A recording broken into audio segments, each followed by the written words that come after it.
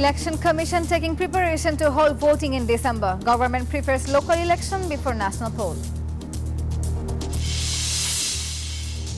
Bangladesh becomes 14th corrupt country in corruption index, scored lowest in 13 years. Afghanistan ahead as a South Asian country. Trials of all murders and forced disappearances to be held at firm law advisor. Home advisor urges to remain alert against terrorists.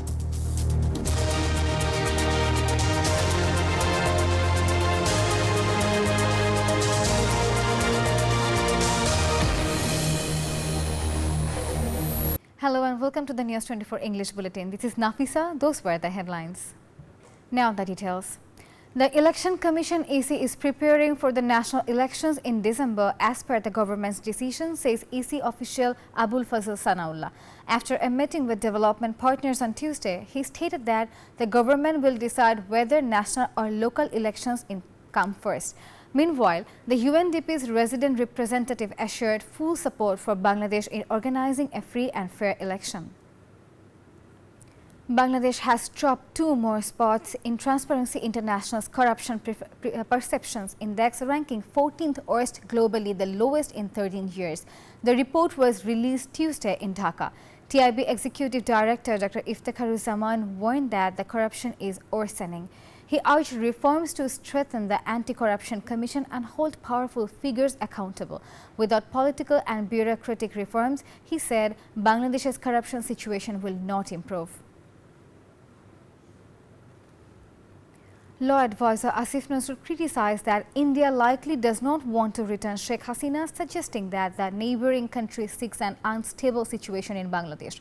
He made these remarks during a briefing at the Secretariat on contemporary issues in the afternoon, expressing concerns over regional politics and the impact on Bangladesh's political stability.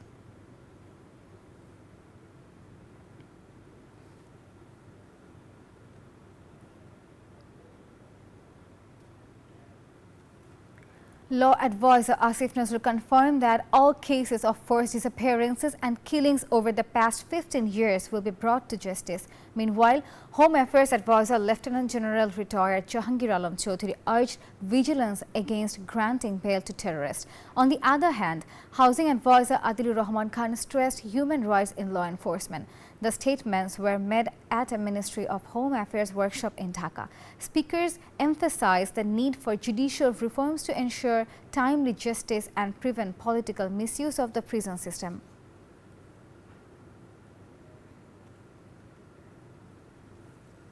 The family of slain journalists Sagar and Rooney alleged the past government's involvement in their murders. They claimed key evidence was destroyed under high-level orders. Speaking at a press conference at the Supreme Court on Tuesday, they expressed hope for justice in the new political climate. Meanwhile, journalist leaders have demanded February 11 be declared Journalist Protection Day. At a protest in Dhaka Reporters Unity DRU premises on Tuesday, they also called for swift justice in the Sagar Rooney murder case.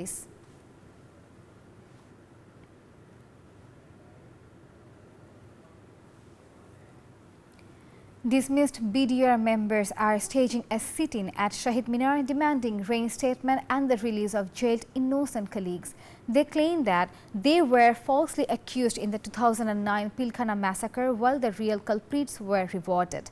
They also urged the interim government to restore the force's original name BDR instead of BGB. The protesters vote to continue their movement until justice is served.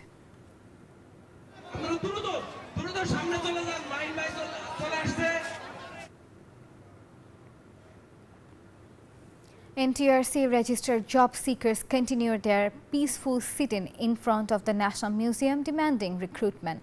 Sitting on plastic sheets, they accused the previous government and NTRCA of deception by delaying appointments for years. Protesters claimed they were repeatedly misled and vowed to continue their demonstration until their demands were met. They warned of an indefinite protest if recruitment is not ensured soon.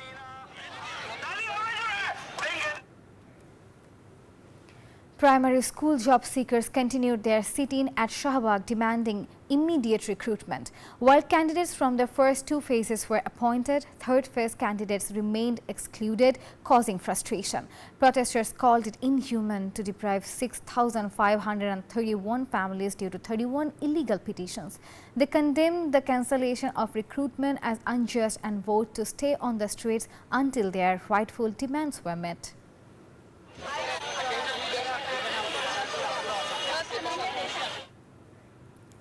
Industries extracting excessive groundwater will face government fees, says Environment Advisor Said Rizwana Hassan. Speaking at a Sustainable Apparel Forum seminar in Dhaka, he stressed that despite having eco-friendly factories, major achievements are lacking. She urged factories to recycle water to reduce environmental pressure. She also highlighted challenges in the garment sector and called on foreign buyers to ensure fair pricing for Bangladeshi products. The country's GDP growth dropped to 4.22% in the 23-24 fiscal year, down from 5.37% in 22-23, according to a Bangladesh Bureau of Statistics (BBS) report released Monday. The report also shows a decline in per capita income, which now stands at $2,738 compared to $2,749 in the previous fiscal year. The slowdown raises concerns about economic stability and future growth prospects.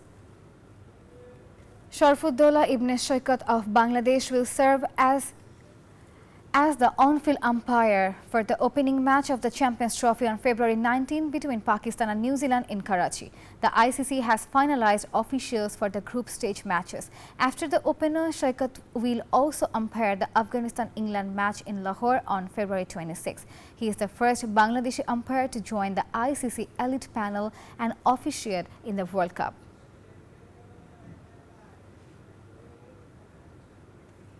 Before ending the bulletin, let's recap the headlines.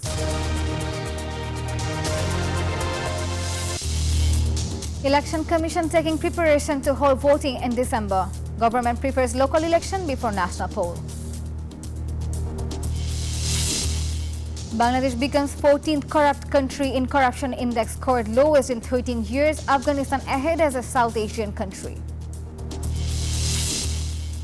And trials of all murders and forced disappearances to be held, affirmed law advisor. Home advisor urges to remain alert against terrorists. That's all from the newsroom today. Thank you for watching News 24. Please stay with us.